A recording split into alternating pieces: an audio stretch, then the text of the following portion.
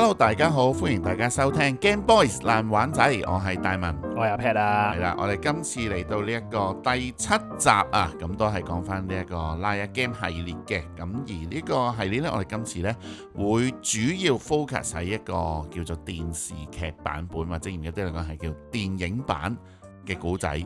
真人嚟講就係去到真係上戲院嘅電影版。冇錯，因為最初我哋上次都有講過啦，就係完埋呢一個黃金嘅走私遊戲嘅時候呢，咁啊真人版嘅劇呢，基本上就已經完咗噶啦，咁我亦都冇再拍下一季嘅劇集啊，咁取而代之就係換嚟上映喺個大銀幕上面嘅一個嘅演出，咁所以就係呢個真人電影版。係啦，呢個真人電影版呢，就係拉 game The Final Stage 啦，咁樣咁就角色們呢都係一樣嘅，係啊，即係都有啲熟悉嘅面孔啦，都有加多少少生面孔，但係普遍主要擔正嘅都係熟悉啦。係啦，即係主角群就當然冇變啦，即係都係有翻啊神奇直啊、秋山啊、福榮啊，同樣都係同樣嘅演員啦。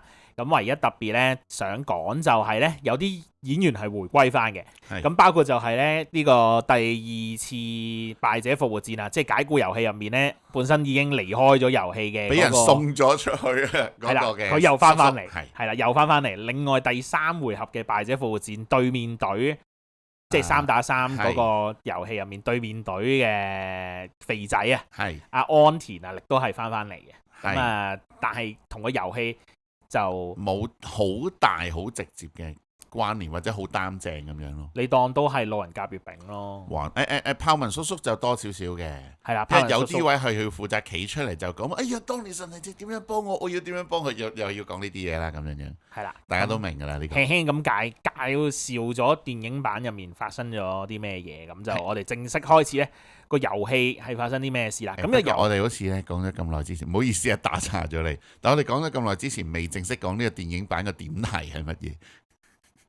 係要講啲乜嘢㗎？其實係唔係想介紹翻，其實呢個係一個叫做第1次嘅電影版啦。咁其實今次係一個叫做伊甸園遊戲嘅一個 game 啦。咁主要嘅 game 呢個 concept 係玩蘋果。係啦，咁而呢個 game 嘅蘋果入面係包括呢一個金色嘅蘋果啦，銀色嘅蘋果啦，即係你將個蘋果跌落河嘅時候會浮活，阿女神會俾啲咩你嗰個蘋果啦？係啦，我係爛咗嘅蘋果，同埋所謂一個叫真相紅蘋果咁樣嘅物體嚟嘅。咁然之後我成功搶咗阿 Pat 個 flow 啦，而家可以交翻俾阿 Pat 講，哈哈哈哈！好啊，其實我都係想講呢啲嘢嘅啫。好，咁咧先講下先，因為咧喺電視劇嚟講咧，其實就如果有記憶嘅話咧，我哋早幾集講走私遊戲嘅時候都講到啦，因為咧佢哋3個主角嘅團隊，佢哋攞唔到42油金啊，咁所以咧神奇直咧就離開咗遊戲嘅，係啦，咁咧但係咧過咗幾個月之後咧，冇記錯3個月啦，就佢又俾人碎咗去玩呢個拉一 game 嘅最後一個遊戲啦，咁就係呢一個頭先講嘅伊甸園遊戲啦。係啦，咁樣，咁咧依家咧就正式咧講解個遊戲做啲咩嘢嘅。首先第一樣嘢咧就係咧成個遊戲入面咧會有11個參賽者，而咧遊戲會玩13個回合嘅。咁咧喺嗰個遊戲入面咧，11個人咧都個別有自己嘅獎金，即係咧每個人本身已經有可能有1億、3億、5億、10幾億 whatever，或者可能負債唔知咁樣。冇錯，咁所以咧11個人咧就會有一個自己嘅獎金啦。然之後咧，電腦咧會顯示咧佢哋有幾多獎金，但係咧係匿名嘅，所以咧全部都用 A、B、C、D、E 咁樣去代表，你唔清楚邊個人有幾多錢咁樣嘅。咁遊戲咧頭先講啦，我哋有3個蘋果啦，遊戲玩法就係有金蘋果、金蘋果、銀蘋果同埋紅蘋果。咁金銀蘋果咧主要係代表呢個慾望，係啦。咁樣，咁然之後呢，而呢個紅蘋果呢，就係講呢個團結嘅個代表個意思係咁樣嘅。咁呢，每一次呢，每個人呢，可以攞住自己一個嗰啲叫做印章啦，印章啊，即係攞啲熱嘅嘢。平時我哋以前睇劇呢，咪有啲咩烙印呢？要燒紅塊鐵，然之後辣落個身嗰度咧，咁嗰啲咁樣，就類似嗰啲。咁今次唔使辣落身度嘅，咁啊辣落去個蘋果嗰度。咁嗰個蘋果當然唔係一個真嘅蘋果啦，係一啲木製嘅蘋果啦。咁每個人咧都會有一個自己名嘅印章，然後咧印落去個蘋果嗰度，然之後再將呢個蘋果擺落去投票箱嘅。咁呢件事咧全程得你自己一個喺個投票室嗰度做嘅啫。係啦，咁樣咁然後咧投咗票之後咧，咁咧你就唔可以再入翻去嗰個投票室嘅。係啦，咁你離開咗就唔可以再入翻去啦。咁然後咧，當所有人投票咗之後咧，咁個投票室就會關閉，就唔會再開放噶啦。咁直接呢一個回合咧就會結束噶啦。咁本身呢個回合咧係1個鐘頭嘅，大家都做晒所有嘢之後咧係會提早結束咗嘅呢個回合。咁然之後就會公佈嗰個結果啦。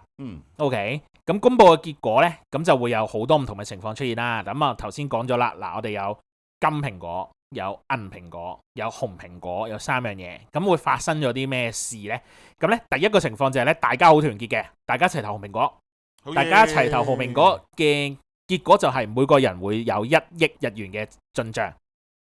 咁呢個咧係一個最好嘅結果啦。OK， 第二個出現咗背叛者。第二個結果就係所有人有人投金色，有人投銀色，有人投紅色。簡單嚟講，應該 suppose 所有人都應該投紅色噶嘛。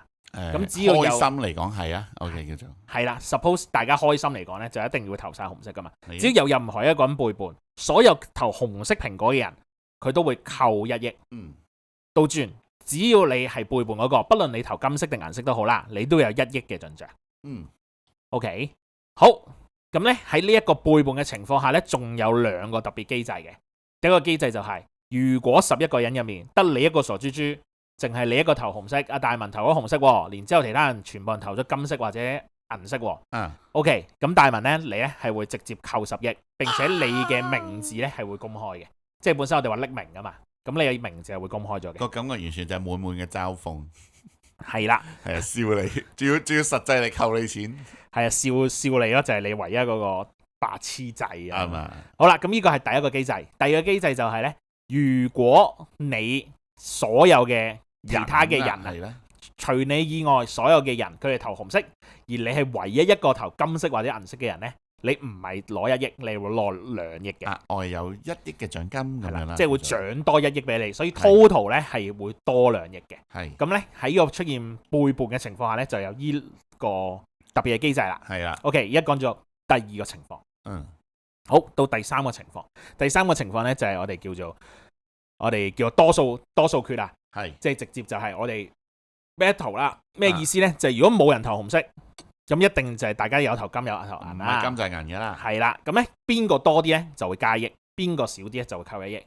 好啊，非常之容易明噶啦，即係11個人，7個人投金色，4個人投銀色，咁咪4個人要扣1億咯，7個人就會加1億啦。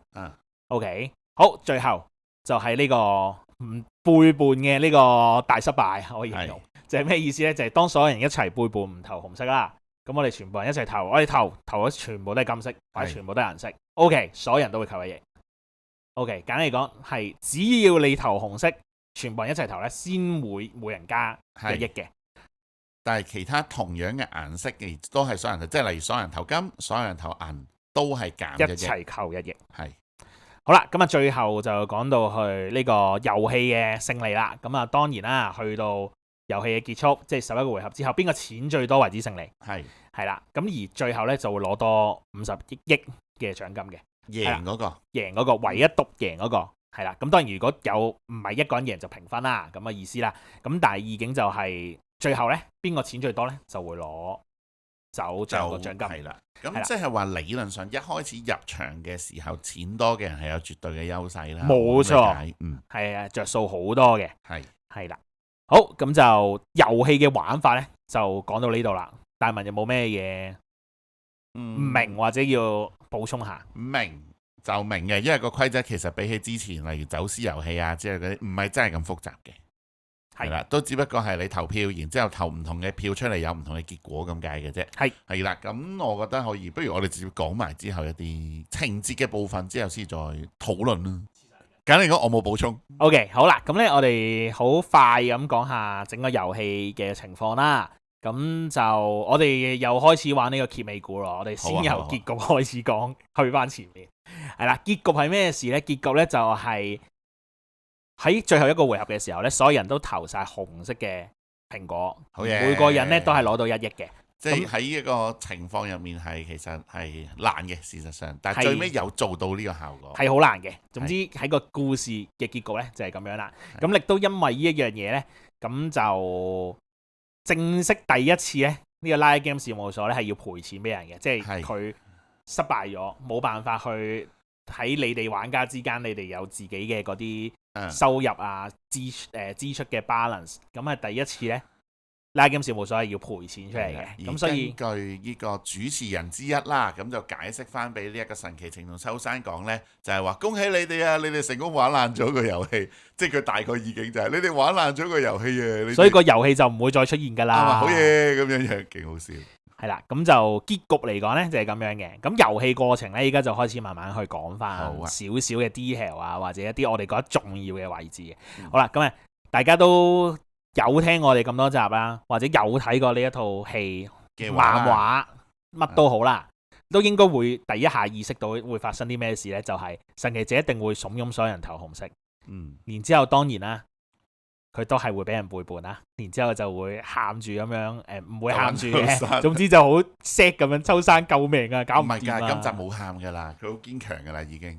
係露出一副嬲嬲豬嘅神色咁樣，係啦，咁所以就又揾阿秋山嗌救命啦咁樣，咁所以呢，一開波呢，佢就好主張都係要投紅色，甚至都唔係一開波啊，佢去到結尾呢，都係好主張要投紅色嘅。係咁除非中間有一啲情節就係阿秋山就可能就同佢一齊夾計去做啲嘢咁樣啦，咁就另一件事啦。係啦，嗰啲就冇做到啦，但係大致呢，阿神奇直都係好想呢，大家一齊去投紅色，咁就可以喺 Riot Games 事務所嗰度咧回收翻啲錢咁樣嘅。總之喺佢嘅角度就係只要我哋一齊投紅色，大家一齊賺1億，咁就永遠輸嗰個就係事務所啦咁樣。係啦，咁呢個就係我哋會同大家分享嘅第一個畫面啦。第二個畫面咧就係一個小高潮位啦，就係咩咧？就係因為咧有一啲嘅人啦，即係遊戲電影入面咧叫嗰個神秘人叫 X 嘅，咁一陣間都用 X 嚟形容啦。咁啊〜佢哋秋山主角群，即係秋山神奇直，佢哋知道 X 呢個人之後呢，咁呢 X 就想設計咧去謀害最多錢嗰個人。係啦，咁一開始呢，就誤會咗最多錢嗰個人係秋山嘅，咁所以呢，佢就成功謀害咗秋山，咁就導致到秋山呢，就直接扣10億，就 out 咗 game 嘅，係公開咗個名，然之後走咗。因為佢本身唔係多錢嘅人嚟嘅，佢係普通錢，咁一扣咧就負5億就要 out game 啦，咁樣，咁所以佢就離開咗個遊戲啦。咁然之後咧就喺個故事入面就有唔同嘅情節，令到佢翻嚟啦。咁呢個我哋唔細講啦。總之個情況就係阿秋山 out game，其實主要嘅原因係因為佢想幫神奇直，唔好俾神奇直 out game。咁然之後咧就但係個問題就係阿神奇直就已經做咗某一啲嘢啊。點解啲嚟講啦，就係有一啲人已經做咗啲嘢，令到阿神奇直唔使輸，所以結果阿秋山就糊裡糊塗咁樣咧，就幫錯咗，就被做咗一鑊咁樣。係啊，簡單嚟講嘅話，就係我諗住講嘅就係佢有 counter 咗阿秋山嘅 counter， 即係 X 就 counter 咗阿秋山嘅 counter， 所以先導致到秋山有呢個境況。係啦，咁總之結果嚟講就係最後佢 out 咗 game， 但係亦都因為其他情況下佢又 in 翻 game。入翻 game， 最後都仲要贏埋添嘅，佢係最後嗰個勝利者攞到最多10億啦，叫做攞50億啦。係啦，好啦，咁去到最後一個情節，其實頭先都講咗噶啦，就係咧揾到 X 出嚟，叫做揾到 X 啦。然之後咧，神奇直力都去說服大家，因為咧當其時 X 咧係扣咗錢，佢係唯一一個負數嘅人嚟嘅，係在座咁多位入面唯一一個負數嘅人。冇錯，咁咧佢咧就說服大家就話我哋都想幫阿 X 呢個人。然後個重點就係佢係啱啱好係負2億。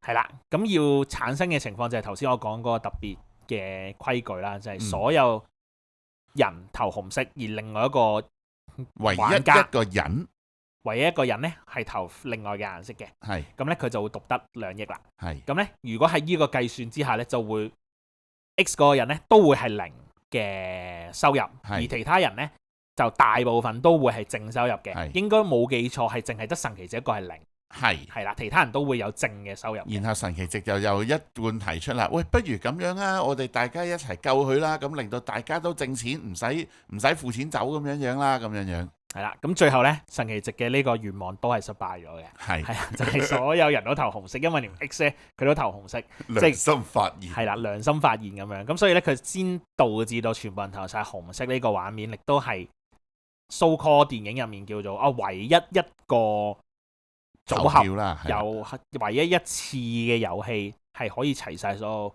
紅蘋果嘅狀態，係啦。咁所以就最後咁嘅情況下，然之後呢個電影就告終啦。係咁冇咩特別補充嘛，所以純粹就完咗，然之後佢哋就話我哋終於唔使啦 game 可以自由自在咁生活啦。OK 咁講啦嚇，係啦。係啦，咁神奇值有自己嘅生活，秋生又有自己嘅生活，完。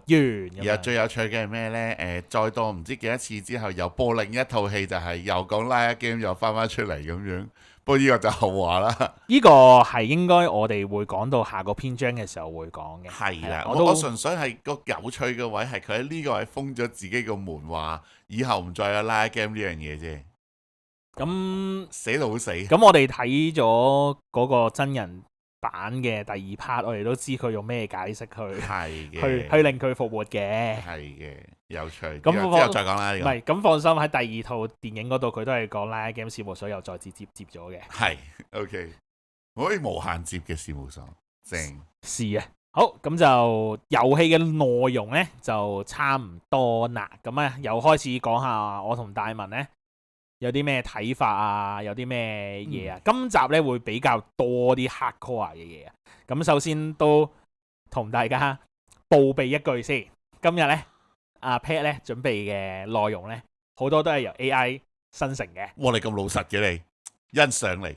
咁就係因為 AI 生成先啟發到我哋諗到更加至少我諗到更加多嘢，或者我會見到一啲情況，原來我諗到，但係我唔知道原來係有呢樣嘢嘅。不過可以同聽眾們講聲就係呢，阿 Pat 同埋我呢，咁因為我都有睇參考資料，都知道嗰啲資料係 AI 幫手生成，但係我可以100% 地同大家去保證一樣嘢，就係我哋嚟緊所講嘅見解呢，基本上全部都係我哋自己嘅見解嚟嘅。我哋真係單純睇到 AI 有啲嘅資料參考，然之後我哋就再加以消化，再做分析嘅啫。咁呢個係可以100% 同大家保證嘅呢樣嘢。的確係嘅。亦都要讚嘆下 AI 嘅偉大，就係呢，佢今次即係 AI 嘅進步呢，依家生成嗰啲嘢全部嘢都係好正確嘅，冇乜 fake 嘢啊，唔啱嘅嘢嘅。我哋綜合翻睇翻都係原來都係我哋想講嘅嘢，但係佢就用一啲好啲嘅文字啊，好啲嘅模式咧，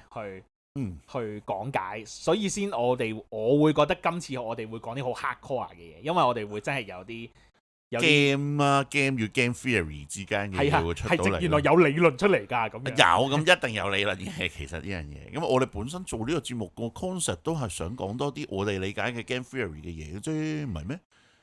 即係咁講啦。咁今次再勁啲咯。好啊，咁所以就如果聽眾們啦，你發現聽完今集你有好多理論聽唔明，唔緊要，歡迎喺 IG 嗰度話翻俾我哋知，我哋會再解釋俾你聽。我哋會私底下解釋俾你聽，錄一集就應該未必啦。啱啦，就係咁。好，咁請出招。好，咁就好，我講先啦。咁就我覺得最簡單、最容易去討論一個位就係呢。我哋都會諗呢個遊戲，我哋擺翻去現實裏面，我哋唔係玩真錢都好啦，我哋當玩得分都好啦。好似冇乜原因，冇乜理由呢，我要投紅色。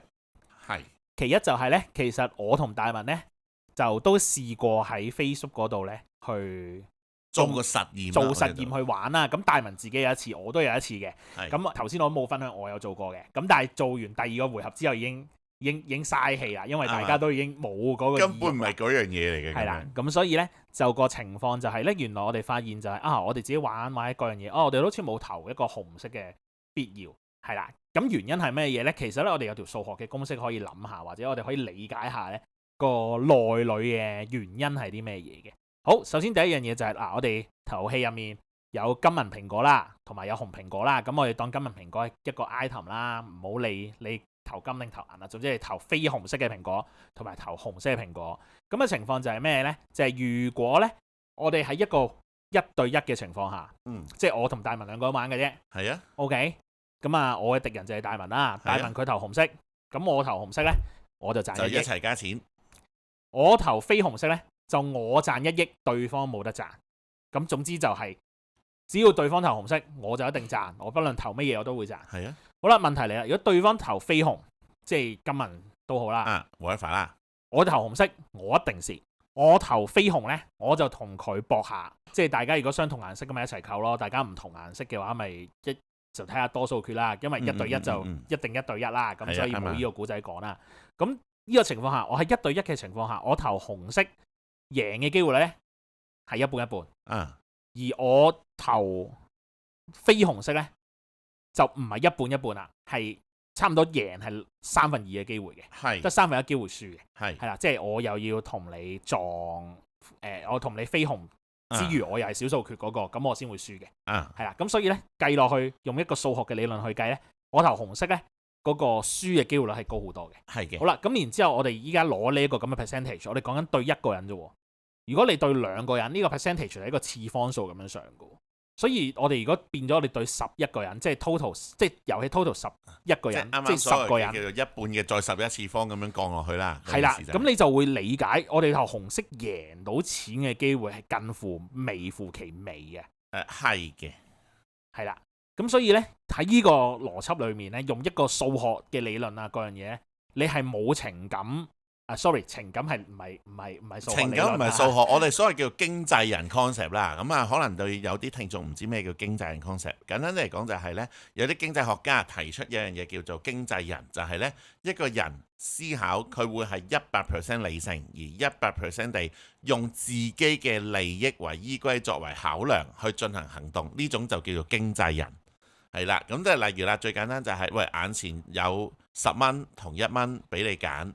係啦，你可以攞走呢個錢就係你噶啦。咁經濟人係毫不猶豫地攞10蚊嘅。係啦，你可能有啲人就會心諗就係，喂，唔係，我可能攞1蚊之後會長遠地嘟咁樣，但係個經濟人就會同你講嘅就係話，嗱，總之我哋經過計算完一輪之後呢，無論如何都好攞10蚊都係最着數咁樣，佢就會咁樣同你解釋嘅。係啦，咁呢個就係經濟人理論。係啦，咁所以呢，如果我哋用呢個邏輯呢，就去諗就係，只要我有呢個 concept， 有呢個理論，有呢條數學嘅底子，我無論咩情況下我都唔會投紅色。其實你過嚟點樣說服我都唔會投紅色。即係遊戲就已經唔存在一個紅蘋果嘅 option。係啊，只係會變咗做大家點樣爭做一個多數決。係啊，咁樣就可以導致到自己去比較勝利啦，攞多啲錢咯，即係點都係一個正增長咯。係啦，因為一投紅色其實就係你好難有一個正增長啊。係啊。認同嘅，因為 even 嗱，啱啱阿 Pat 都有講過啦，即係阿 Pat 自己有試過喺 Facebook 度玩啦，咁啊大文都有試過啦，即係有聽我哋節目嘅都知道啊，以前大文有搞過一個 Facebook 狼人村咁樣，即係總之我哋嗰陣就好中意用呢一個平台去夾一班人出嚟，然之後去玩一啲網上就咁玩到嘅遊戲咁樣啦。咁金銀紅蘋果呢一套戲出咗嚟嘅時候，我哋都有玩過一轉嘅。咁我記得嗰個印象啦，或者嗰個嘅遊戲玩法呢，最尾就係頭1至2 round 都有人傻豬豬去撳紅蘋果嘅，我記得。係啦，有人傻豬豬，跟住然之後就係未去到扣10億嘅，咁但係佢哋好快就會發現呢，投紅蘋果呢件事本身就係一個蝕本生意，可所謂叫做咁，所以最尾就只會係變成咩呢？大家互相去點樣去 buff 對方，或者點樣去畫圈，即係叫做我哋呢組，我哋嗰組，我哋點樣組嚟到去決定大家邊個投金與銀。even 就算佢哋個 concept 係想製作共贏，去令到大文呢一個總主持係最尾要蝕錢咁樣都好啦嚇，係啦，佢哋都係會選擇就係純粹用金銀蘋果互猜嘅方式，而唔會用紅蘋果嘅方式嚟到去互猜嘅。係啊，所以即係睇劇還睇劇咯。如果 suppose 我哋好理性好去諗，未必可以做到真係全部人投紅蘋果，甚至我都唔好講全部人紅蘋果，係你想做一啲紅蘋果嘅策略操作，其實都唔係咁簡單。因為你好直接用呢個純邏輯同數學嘅角度，呢件事就係唔 make sense 咯。是的，不過又咁講，即係大文最中意就係反轉啲嘢嚟到講，然之後就用另一個角度去諗嘢啦。我自己咁樣按自己一個牌子先。OK， 好啦，就係呢個遊戲如果本身個立論即係我哋諗啦，我哋嘗試去推演劇組嘅思維。呢個遊戲本身嘅立論就唔係純粹用鬥智，而係純粹用諗呢一個良心而行嘅角度去諗。可能佢本身個劇組前設就係話咩呢？有人會提出就係不如我哋大家一齊投紅蘋果啦，先有呢個思維植入，做一個前設去咁樣諗呢。即係先有呢個信任為前設做基礎去推演大家行。咁究竟呢一個信任有幾容易去實行呢？如果我哋用呢個思維去諗呢，咁個 game 又未至於唔成立嘅。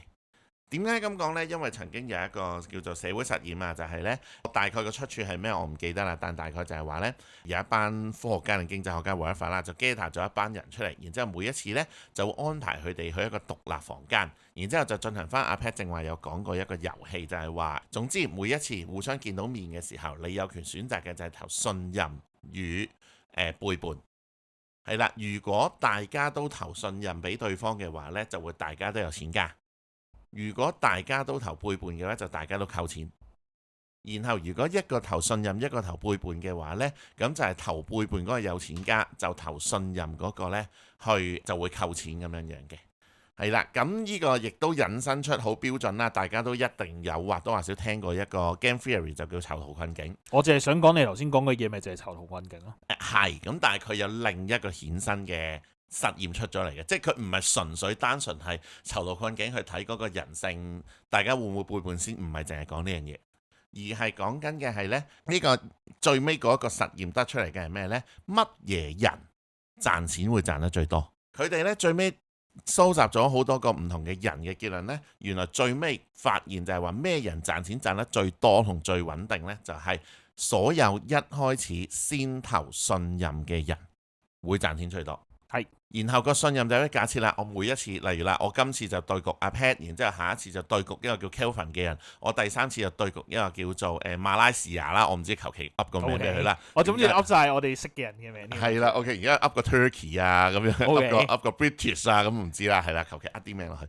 係啦，咁然後呢，就發現係咩呢？所有盲目投信任嘅人呢，係一定蝕錢嘅。咁正常啊，因為你會 keep 住俾人係咁呃就會蝕錢啦，正常。係。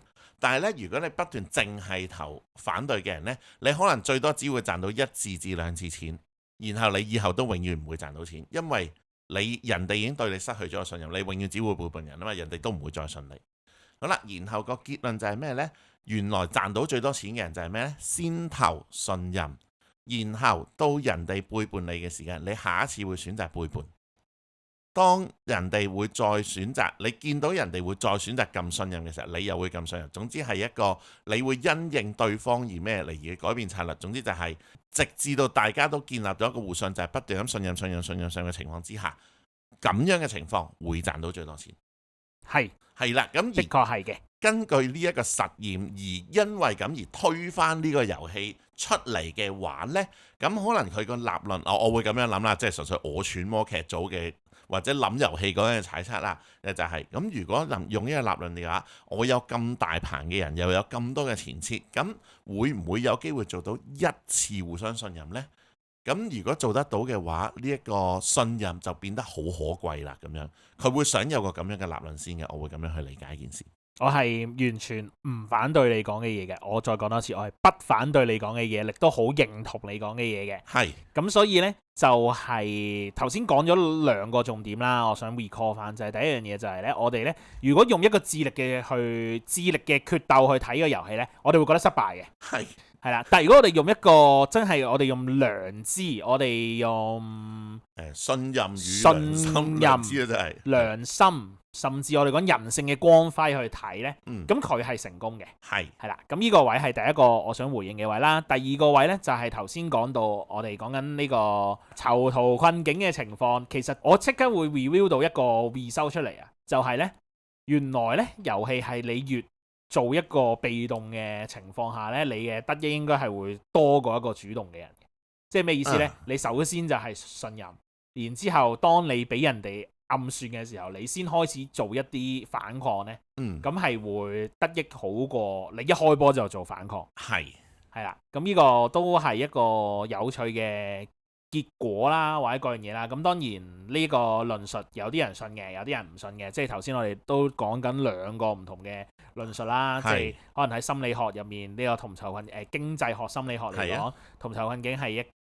我冇講咗囚徒困境，唔緊要。我相信聰明嘅聽眾係會知你講緊啲咩嘅。囚徒困境咧係一個學説一個學派啦。倒翻轉我哋喺數學啊，喺 game 嘅 theory 入面咧，可能係一個數理去諗，又係另一派嘅諗法嚟嘅。咁所以今次個遊戲咧都好推動到，其實我哋喺唔同嘅模式下，我哋用唔同嘅諗法唔同嘅做法啦，唔好講到好偉大啊咩 theory 嗰樣嘢，純粹我哋唔同嘅諗法咧，其實係可以真係有唔同嘅結果，同埋大家都有大家嘅好處嘅，就冇反而就係冇一個必勝法咯。倒翻轉就係其實你喺站喺 A 立場呢個位，你可以推 A 嘅模式去到極點，同樣對方如果企 B 立場，佢都可以令到 B 立場嘅一樣嘢推到極點。邊個先係必勝法？其實冇人定義到咯。明啊，呢個因為嗰個必勝法根本喺呢個位置就唔係做嗰個所謂嘅必勝，而係你究竟喺咩 situation 之下你做點樣嘅選擇。我覺得個情況係呢個貼合多啲。咁所以亦都劇組就好好啦，喺呢個位置上都刻意製造一個人性嘅光輝。即係我哋都大概講多少少點解佢會話最尾會做到全部係紅蘋果。就係因為阿仙道啦，佢最尾係負2億啦。仙道即係我哋，因為頭先冇講到嘅，依家即刻補充。仙道咧，即係我哋講緊嘅嗰個神秘人 X 係啦，佢真實嘅身份，佢個姓咧就叫仙道。係啦，咁阿 Pat 咧又都講到之前就係話啦，總之各種各樣操作嘅情況之下，就令到呢一個仙道 X。究竟係佢姓仙道，然之後佢個名我哋唔記得叫 X 啊，定係點呢？好中意亂咁幫人哋改綽號嘅，好笑。係啦，咁X 啊，阿仙道啦，就負2億，但係其他人主要都係掙錢嘅。咁而喺呢個位置就係話啦，突顯翻一向嘅聖母，一向嘅會想幫人，令到大家都共贏。爭啲想講共產，係啦 ，OK 嘅神奇蹟。共情得唔得啊？都得可以，係啦嘅神奇蹟呢，就喺呢個時候就提出啦。喂，不如咁，大家都一齊幫下佢。係啊，佢之前都係做咗啲嘢，真係去到大家爭啲冇噶。咁但係喺呢個位置上，我希望大家想幫下佢嘅，因為就算大家幫佢，大家都唔會蝕底，大家都會帶到錢走嘅情況之下，不如大家幫佢啊。咁而先至令到就係話提出嗰樣嘢，就係話先到會投金或者銀，然之後其他人投紅去幫佢，令到佢變成0，即係起碼叫一個唔係負數先啦咁樣樣。咁而係咁樣突顯呢個位置嘅情況之下，先令到大家有一個誘因係自願去協助佢。咁呢個位置呢，即係點解我特別要強調自願呢？我會陣間講多少少。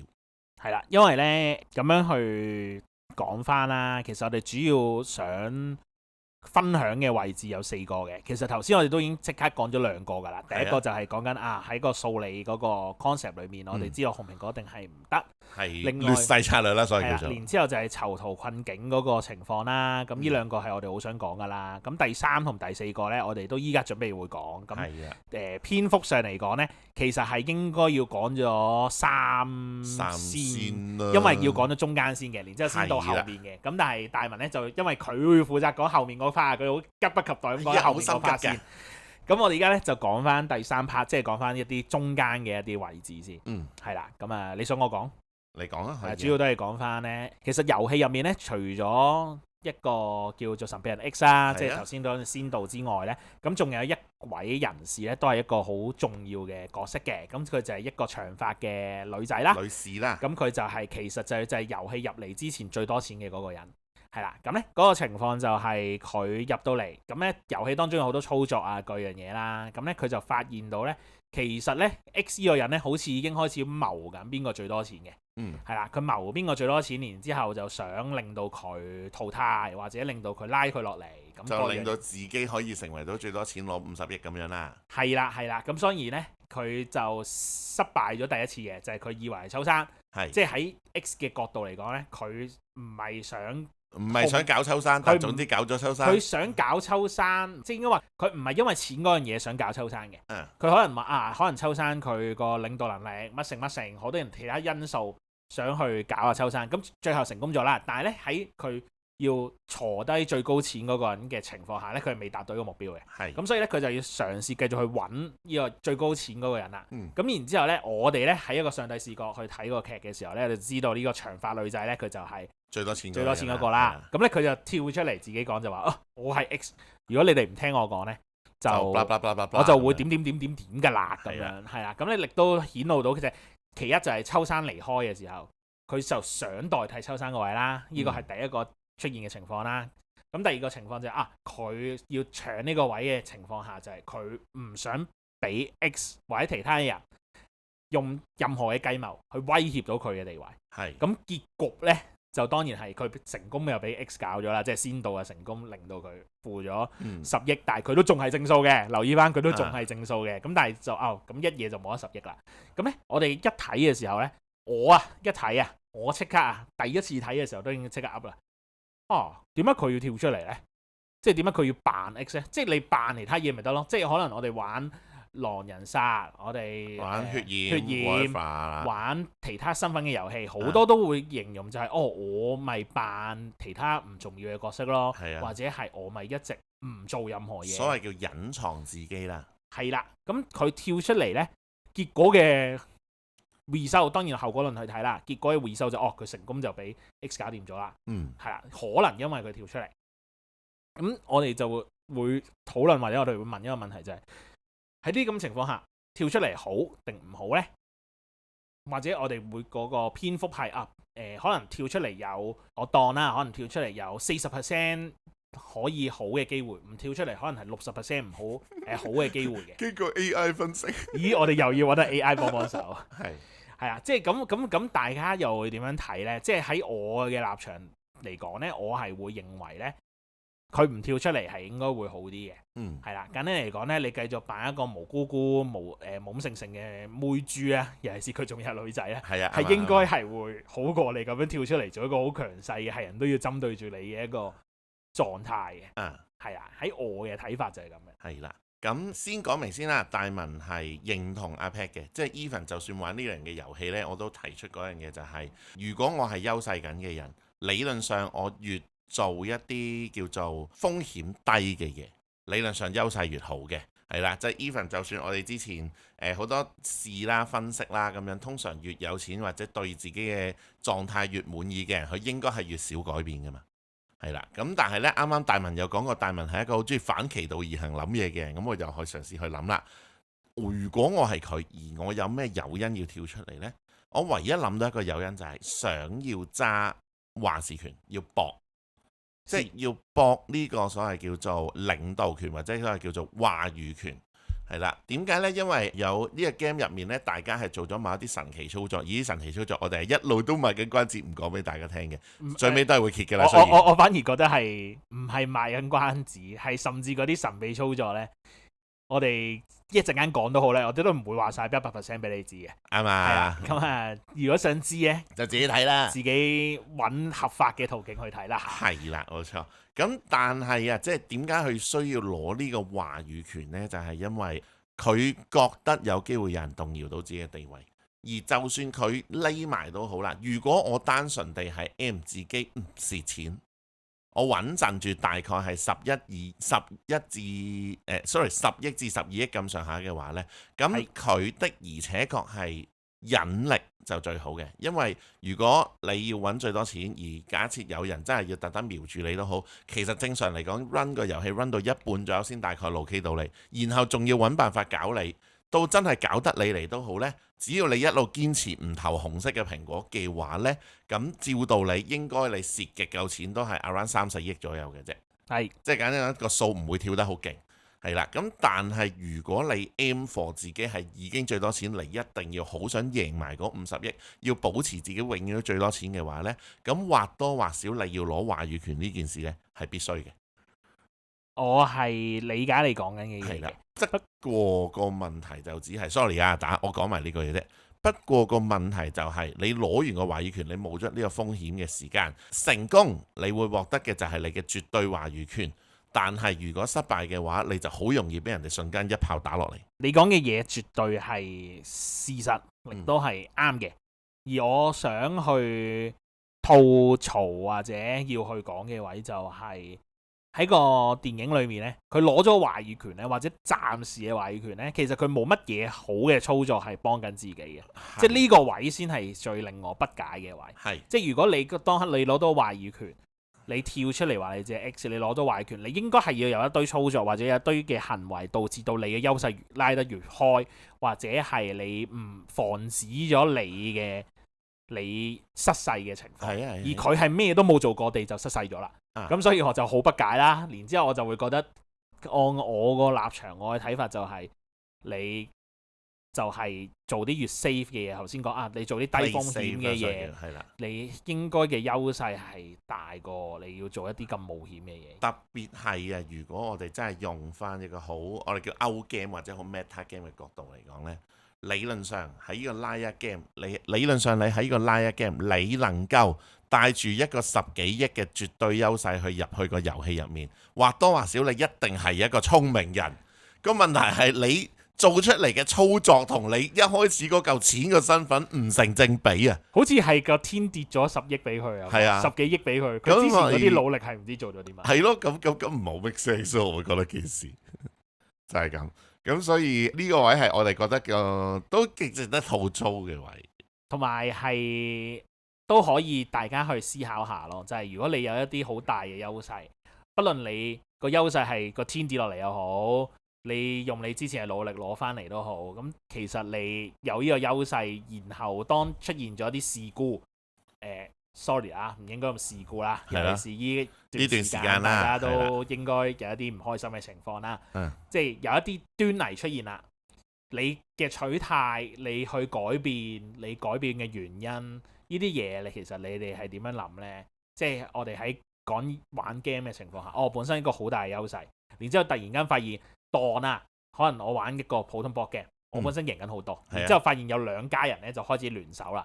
咁然後我都要諗，究竟我係應該策略不變啦，我應該要對抗佢哋啊？即係你應該有好多嘢去諗點樣做嗰樣嘢。而呢個位就係我哋想同大家去討論，或者叫做 remind 大家，引申出嚟嘅 remind 大家就係其實我哋嘅選擇係 based on 啲咩嘢咧？我哋頭先講過可能一啲好數理嘅分析，我哋講緊一個數學嘅 game 嘅 theory， 定係一個囚徒困境嘅情況，我哋會諗多啲邊一樣嘢對自己嘅狀態最有利啦，狀態啊、情感啊，會係點樣？可能呢啲位係可以大家去諗下、思索下嘅。係啦。咁然之後咧，咁咧呢個時候咧就都講咗一啲好出嘅位啊，或者我哋嚟緊講嗰樣嘢咧，其實我哋一直都有少少嘅篇幅，少少嘅嘢都係講緊嗰個最大嘅 point 情況，係啦，係啲乜嘢嘢咧，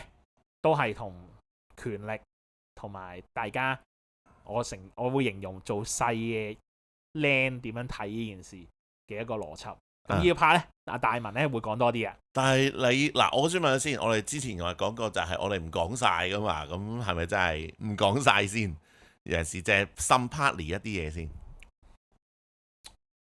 我覺得我哋其實頭先我哋咪前準備，咪後準備嘅時候，其實我哋都好講嗰個現象嗰個情況噶嘛。咁我覺得我哋淨係講個現象咯，我哋唔需要講佢之後成個操作啦。我唔講，但我深少少啦，因為我發現其實我啱啱回想起啊，我哋之前一路都冇講過有件咁樣嘅事，大家又做咗嘅，我哋都好隱晦，咁我就賣完關子啦，淨係講一兩句算。就係呢，佢咪有個印章嘅，要將啲牌落印個即係燒完個牌，然之後就將佢落印喺個蘋果上面嘅，之後先擺落個投票箱嘅。雖然你問我，覺得呢個操作係有啲把鬼，遊戲角度係把鬼，喺個劇集角度係有必要。係嘅，而呢個印章最神奇、最值嘅地方就係咩呢？最神奇。逗號最直嘅嘢係咩呢？就係呢個印章咧係可以拆出嚟嘅，咁正常啊。而呢個印章呢，你係可以自己袋喺身啦，你都可以將佢交俾人嘅。係啦，咁於是乎呢，佢哋就當中做咗一啲好有趣嘅操作，就係咩呢？喂，你哋咁信任啦，我哋實行呢個 plan 啦，咁你一齊將啲印章交俾你，等我一個人去做晒咪得咯。我補多一個前設先，就係咧依家講緊嗰個信任，就係講緊話啊，大家都信任我，即係當其時係秋山啦，咁啊可能信任我或者神奇值啦，大家都想一齊投紅蘋果啦。咁既然大家都信任，不如大家交出個印章，等我去投啦。係啦，其中有一幕有一個畫面係咁樣嘅。係啦。咁之後當中出現咗啲咩？即係就算交出印章都會有出現背叛啊！成日呢啲就唔係我哋想討論嘅嘢啦。你之後再慢慢睇啦，大家。係。咁而我哋最想討論嘅係咩呢？就係呢，我哋呢個遊戲係講信任，係建立一個互相有信任嘅機制。但喺呢個信任嘅情況之下，你叫人哋交出印章嚟到去做執行。咁交出印章呢件事本身係咪真係一個信任呢？亦還是你要求大家一齊去將個印章，即係簡單講就係一個簽名權交俾你嘅時候，會唔會或多或少其實係一種強制接管人哋嘅信念或者獨裁一樣嘅一個好獨裁嘅一個 concept 呢？咁呢個喺之前嘅走私遊戲嘅篇章入面，我哋都有探討過少少嘅，但我覺得今次係值得再講多啲。補充下少少就係唔單止係走私遊戲啦，感染遊戲都有少少呢啲篇幅嘅。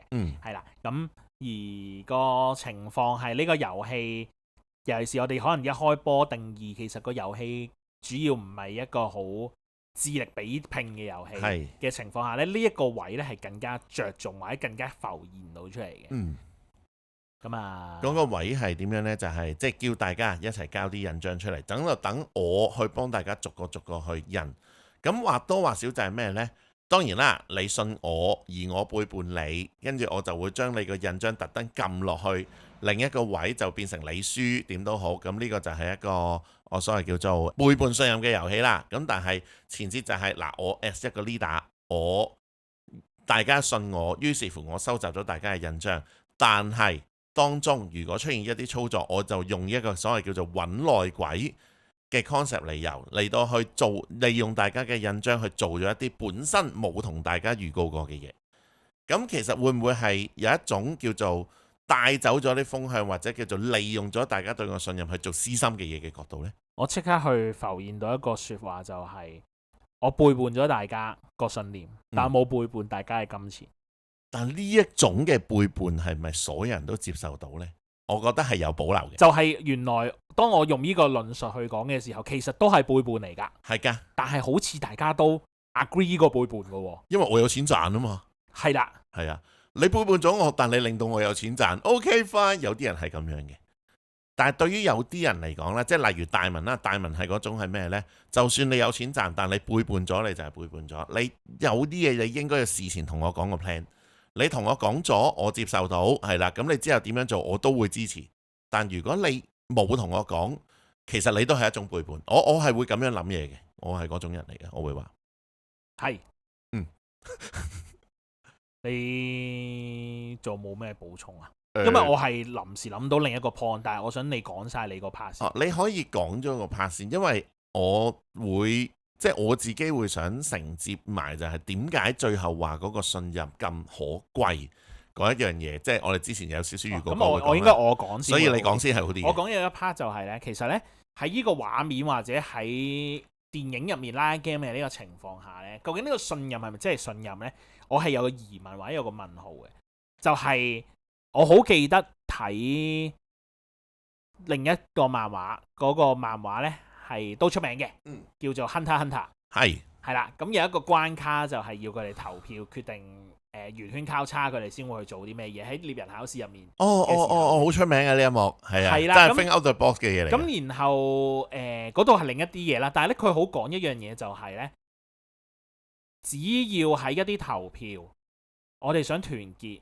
但係我俾人哋看少，即係我係少數嘅時候呢，嗰個信任呢，嗰個背叛呢，嗰個差異就會增長。咁而套用翻喺拉 game 呢一個情節，呢個畫面出現緊嘅係咩呢？就係可能喺神奇值喺秋山，咁可能有豹文叔叔啦，佢哋有一班人啊，包括東菇頭福永啊，佢哋有一班人，佢哋講到好信任。我係咪被逼地我要去跟呢個族群而去信任呢？因為我係少數嗰個啊嘛。係啊，如果我唔去做，或者我要特登顯出嚟話俾你知我係少數嘅話，咁其實我係會得到咗更加差嘅結局，或者唔可以掌握到嘅狀態會更加多。係，所以就會導致咁啊，你哋都過半數咯，咁我梗係即面貌講法，我會講我好信任你，但係心裏面可能入面有好多不甘，有好多差異，仲喺心裏面係冇被接納嘅。係啊，係啦，咁我就想突然間腦入面閃過呢一個畫面，就係只要我哋一揾一個 leader，或者我哋喺個故事裏面就係秋生佢帶風向，或者佢衝出嚟就係話大家信任我同神奇直，我哋就幫你哋㗎啦，點樣嘅時候，其實就係抹殺咗其他人嘅努力或者可能性。係，佢就做咗王，而其他人就被逼做靚，係，去跟呢樣嘢咯。已經唔係講信唔信任呢樣嘢，係只要有人佢嘗試去奪個權，大家好似都冇其他 option 啊！如果我哋用一個心思細密去計，我冇其他 option 㗎。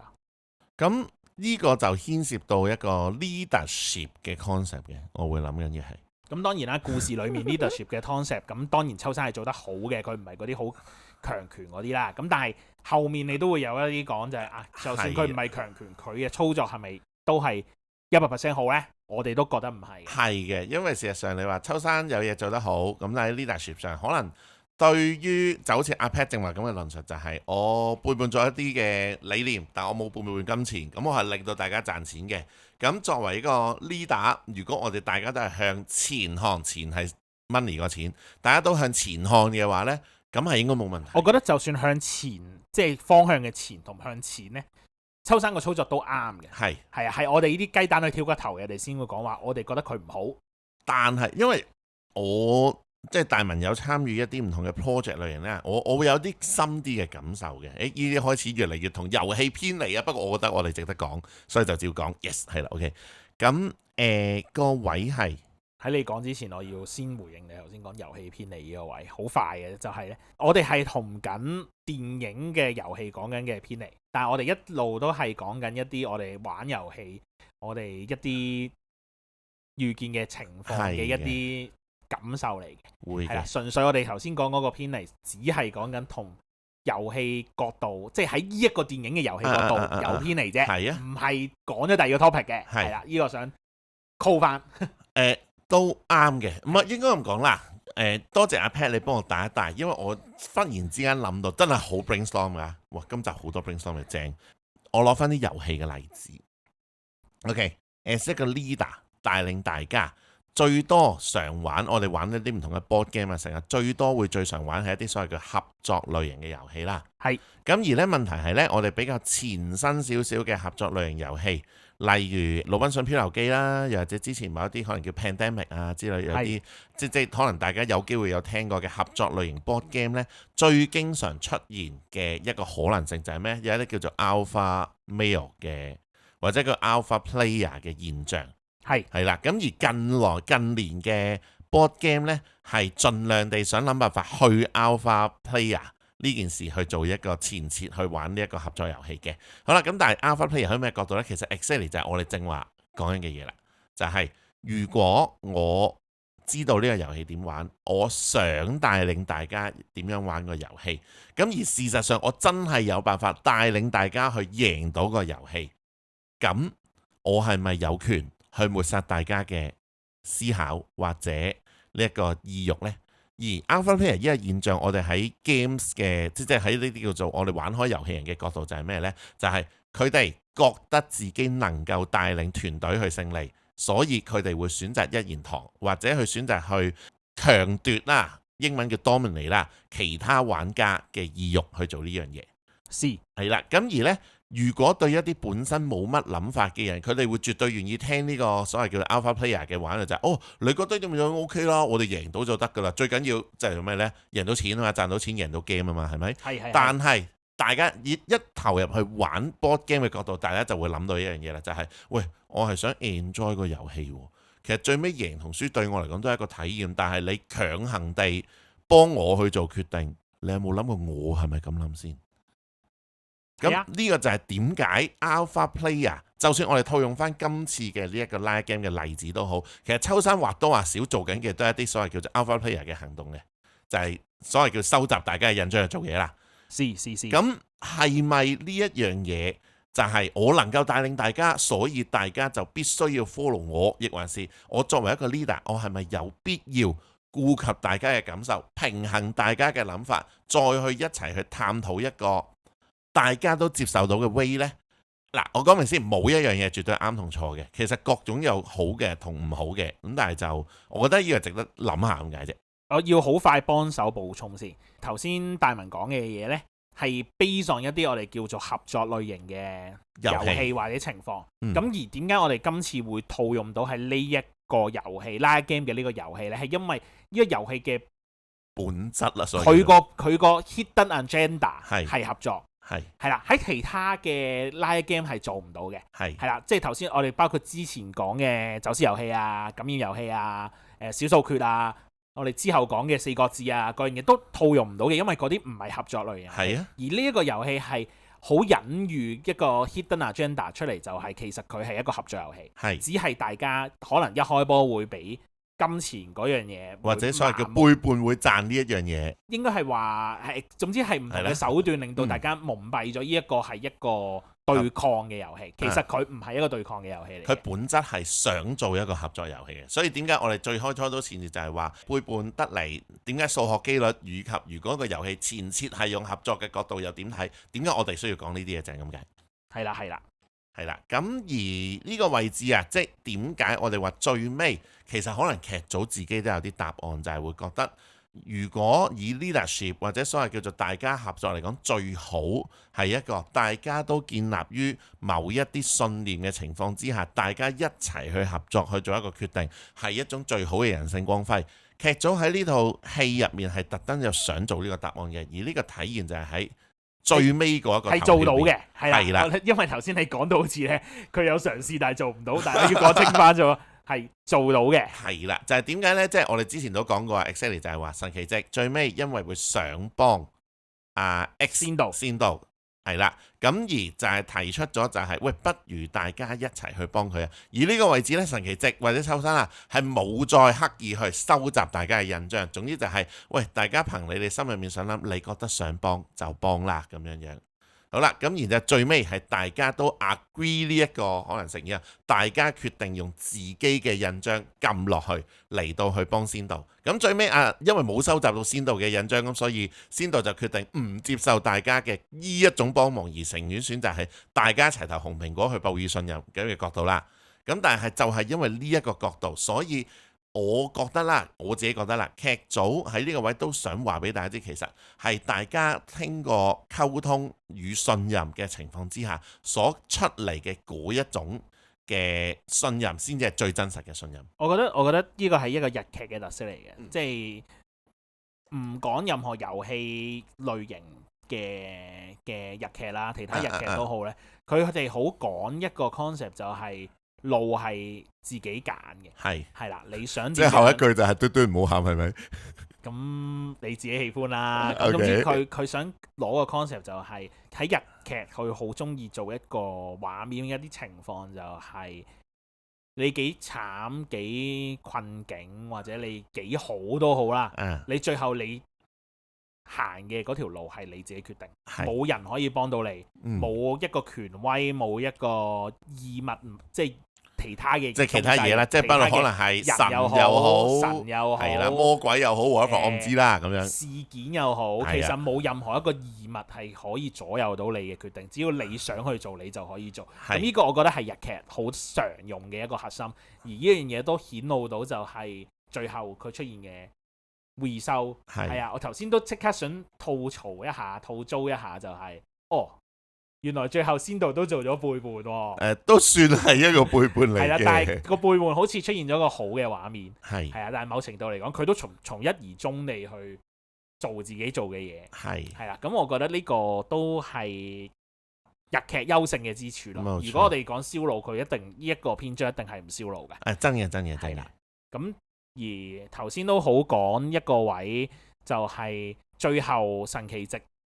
我某程度嚟講啦，喺個電影嗰度就係神奇值贏咗秋山啦，就係因為秋山佢都仲係用一種 control 統治，即係有少少以前還似我哋講嗰種統治嘅模式，但係還似係基於恐懼，而秋山係基於利益或者權力，咁佢去統治、去控制大家去 control，而神奇值一直都係表態嘅就係善良同信念咯，我覺得係善良啦、信念啦，同埋我唔係強迫你，我係信大家嘅真心，信大家嘅信念而去行動。咁而喺呢個位就係顯露到，最後就係神奇值嘅模式係贏咗秋山嘅模式，佢先造就到最美嘅嗰個結局，最美麗個美啊，最美麗嗰個結局，而衍生到嘅就係佢哋叫做打贏咗啦 Game 事務所嘅情況咯。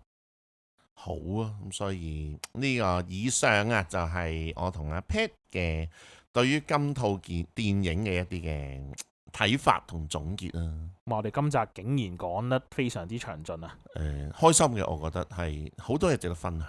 我哋真係錄音都錄咗成個鐘，正好。咁我哋下集講啲咩？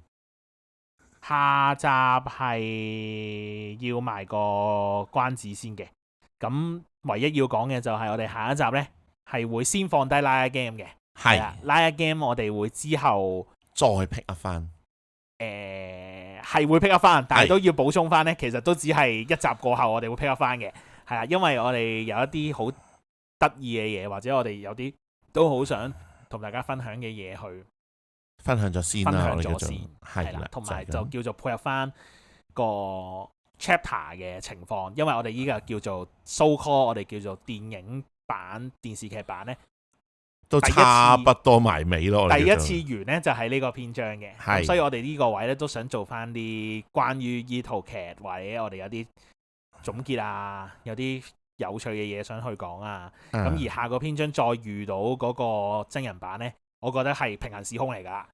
真連個角色都係平行時空咗，勁好笑。係啦，咁所以就我理想，我會覺得就係呢度叫做電視劇完咗，咁我哋就想先叫做個 full stop 先啦，咁樣停一停下先啦，咁樣分好，我唔知。總之我哋就會有一個嚟緊有一個篇章，就係唔係同大家講拉 game 啦。係啦，就係咁樣。咁就中意聽我哋嘅節目嘅朋友啊，都歡迎可以喺 IG 嗰度留言啦，或者喺 YouTube 嘅下低有留言板嗰都可以留言啦。亦都歡迎大家去將我哋嘅Apple Podcast 啦、Spotify 啦、YouTube 啦等等所有嘢去 share 俾你身邊嘅朋友，等大家都再多啲人聽。係啦，少少嘅 side event 就係，哇！我哋嘅 YouTube 嘅收聽人數好似上升咗，係由個位數變咗雙位數咯。喂，OK 啊，起碼有增長先，值得鼓舞。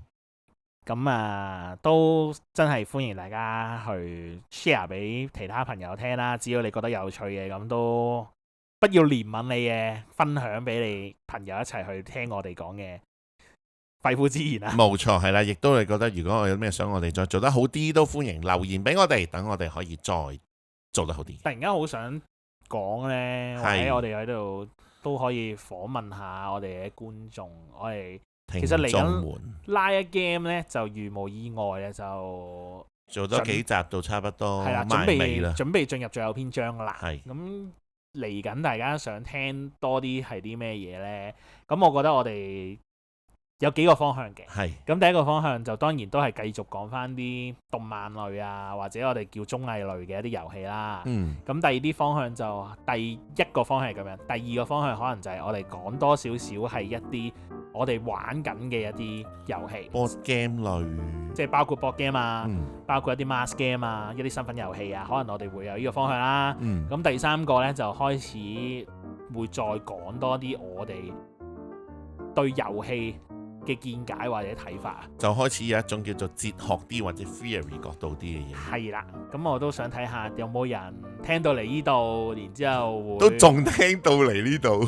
係啦，咁啊俾啲意見我哋睇下，我哋嚟緊想講啲咩啦，咁樣就係咁樣啦。咁所以謝謝大家收聽，咁就下集再見，拜拜。拜拜。